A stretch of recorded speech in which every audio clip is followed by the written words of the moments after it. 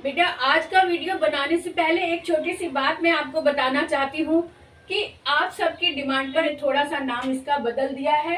अरुणा कालिया तो सब जानते ही हैं, इसके साथ मैंने जोड़ दिया है हिंदी ज्ञान धारा। अरुणा कालिया हिंदी ज्ञान धारा चैनल का नाम कर दिया है। आपको ये नाम कैसा लगा मुझे कमेंट करके ज़रूर बताएं, ताकि मुझे लगे कि हाँ भी ये सही नाम है। अगर आपको लगता है कि अभी भी बदलने की ज़रूरत है या कुछ और नाम आप सजेस्ट करना चाहें तो मुझे ज़रूर बताएं। मुझे आपके कमेंट की हमेशा इंतज़ार रहती है और आपके कमेंट्स के कारण ही मैं यहाँ तक पहुँच पाई हूँ। मैं चाहती हूँ कि आप और अच्छे अच्छे कमेंट करके मुझे बताएं कि आपको ये चैनल कितना पसंद आता है और कितना आपने शेयर किया है, तो ताकि मैं और भी बड़े मनोबल के साथ और भी अधिक उत्साह के साथ आपके लिए अच्छे अच्छे वीडियो लेकर आऊं। तो मुझे इंतज़ार रहेगा इस नाम के लिए। आप मुझे बताएं कि ये नाम आपको कितना पसंद आया। तो आज की क्लास शुरू करते हैं। प्रत्यय लगाकर शब्द निर्माण कैसे होता है। तो आज भी मैं प्रत्यय की क्लास लेकर आई हूँ। प्रत्यय लगाने से शब्द कैसे परिवर्तित हो जाता है, उसकी साउंड भी, उसकी बोलने का जो प्रोनाउंसिएशन है वो चेंज हो जाता है और साथ के साथ उसका भाव भी चेंज हो जाता है। तो किस तरह से आज हम देखेंगे कि शब्द में कुछ प्रत्यय लगाने से किस तरह से भाव चेंज हो जाता है।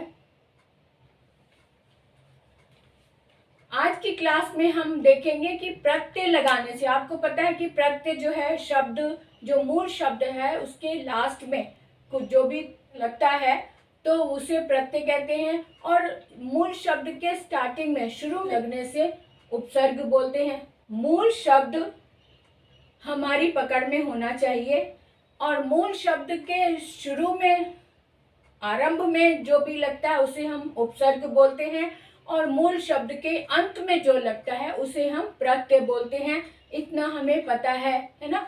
फिर भी हम हर बार आपको बताना चाहेंगे ताकि हर क्लास जो भी नया व्यक्ति देखे, नया विद्यार्थी देखे, तो उसे समझ आए कि मूल शब्द मेन होता है। मूल का मतलब ही है जड़। जड़ यानी कि मेन शब्द, बेस शब्द जो होता है वो मूल शब्द होता है। मूल शब्द में उपसर्ग लगता है और मूल शब्द में ही प्रत्यय लगता है। उपसर्ग जो है हमेशा स्टार्टिंग में, आरंभ में लगता है और प्रत्यय जो है वो अंत में लगता है। और दोनों की वजह से ही शब्द के अर्थ में परिवर्तन आ जाता है और उसके बनावट में, उसके प्रोनाउंसिएशन में, उसके उच्चारण में भी परिवर्तन आ जाता है। तो हम देखते हैं कि किस तरह से आज मैं सिर्फ प्रत्यय लगाकर बताऊंगी कि प्रत्यय लगाने से शब्द में किस तरह से परिवर्तन आ जाता है। तो चलिए आज की क्लास शुरू करते हैं अरुणा कालिया के साथ। प्रत्यय लगाकर शब्द निर्माण करें, है ना। प्रत्यय लगाकर शब्द निर्माण करें। ये शब्द लिखे हैं, ये प्रत्यय है और ये शब्द निर्माण बना है।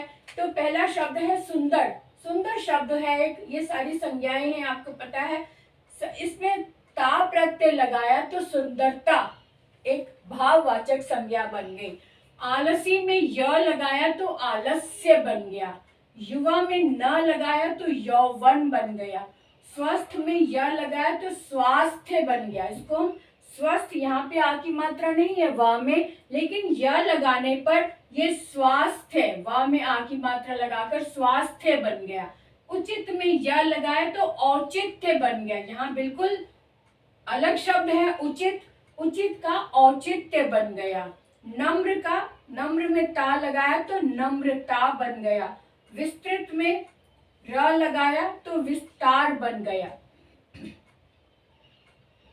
इसी तरह से सफेद में ई लगाया तो सफेदी बन गया। इस तरह से शब्दों में कैसे परिवर्तन आ रहा है हम देखते चले जाएंगे। चतुर में य लगाया तो चातुर्य बन गया। अच्छा में ई लगाया तो अच्छाई बन गया। सूक्ष्म में ता लगाया तो सूक्ष्मता बन गया।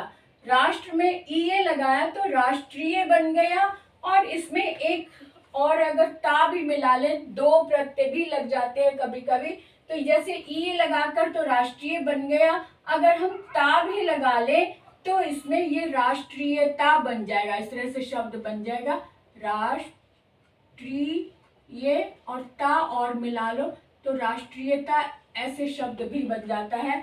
स्वामी में त्व लगा दिया तो स्वामित्व हो गया, कवि में त्व लगाया तो कवित्व हो गया, पंडित में य लगाया तो पांडित्य हो गया, मातृ में त्व लगाया तो मातृत्व हो गया, पितृ में त्व लगाया तो पितृत्व हो गया। और एक चीज और देख लो, ये जो मैंने लगाई है त्व प्रत्यय है, ये वास्तव में संस्कृत में त्व प्रत्यय होता है, और जो य लगाया है ये लेप प्रत्यय होता है, इसका सिर्फ य रह जाता है, इसमें त्व रह जाता है। तो अभी आप सिर्फ इतना ही समझे कि संस्कृत वाले बच्चे समझते हैं, उनको प्रत्यय अलग से सिखाए गए होंगे। तो ये त्व जो है ये त्व रह जाता है, ये संस्कृत के शब्दों को समझो कि ये आपको पता है कि तत्सम शब्द तो होते ही हैं, तो तत्सम शब्द है, तत्सम शब्द में हमने त्व लगाया तो स्वामित्व बन गया, कवि में त्व लगाया तो कवित्व बन गया, पंडित में य लगाया तो पांडित्य बन गया, मातृ में त्व लगाया तो मातृत्व बन गया, पितृ में त्व लगाया तो पितृत्व बन गया। इस तरह से ये सारी संज्ञाएं जो हैं ये भाववाचक संज्ञाएं में बदल गई। ये सारे जितने भी नए शब्द तैयार हुए हैं ये भाववाचक संज्ञा में बदल गए, ये आप ध्यान से समझ सकते हैं। इसी तरह से और भी शब्द ले जो भाव को बदलता है, शब्द के अर्थ को बदल देता है, शब्द के उच्चारण को बदल देता है एक छोटा सा प्रत्यय लगाने से या उपसर्ग लगाने से। तो इनका अधिक से अधिक अभ्यास करें, और अगर कोई शब्द आपको समझ नहीं आ रहा तो आप कमेंट करके जरूर पूछें, और आपको ये क्लास कितनी समझ आई ये जरूर मुझे बताया करें, ताकि मुझ तक आपकी बात पहुंचे कि आपको कितना समझ आ रहा है। अगर नहीं भी समझ आ रहा तो भी बताएं, समझ आ रहा तो भी बताएं, ताकि मैं निश्चिंत हो जाऊं कि जो मैं पढ़ा रही हूँ मेरा पढ़ाया हुआ आपको समझ में आ रहा है।